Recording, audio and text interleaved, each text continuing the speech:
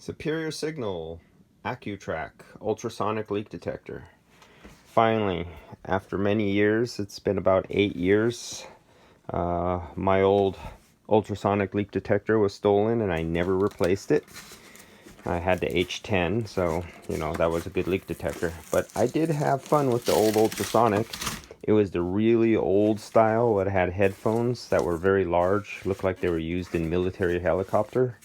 And it had a big box for the transceiver and amplifier with the wand. Very, very old style. It was my dad's. So the thing was from back in the late 70s, 80s. And original old leak detector for Accu.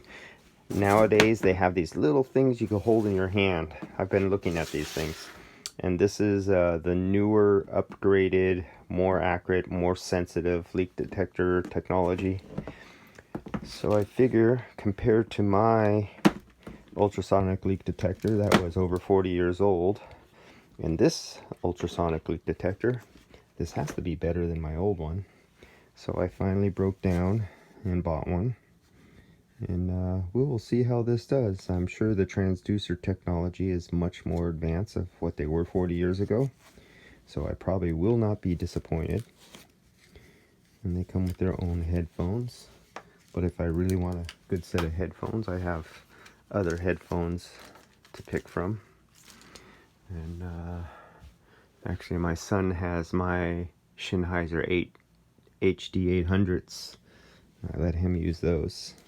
But yeah, we will see how this works. I'll take it out on the field and give it a try. I bought it through who I always buy it through, True Tech Tools. And actually I use the code if you want 8% off. If any of you guys see this, I use Chris's code from Big Picture, all one word, all capital letters. Big Picture gets you 8% off buying from True Tech Tools. That's it. And I showed you the leak detector UV lights. I got one more cheap one I added to the mix. They're back ordered on the really good expensive one that I'm getting.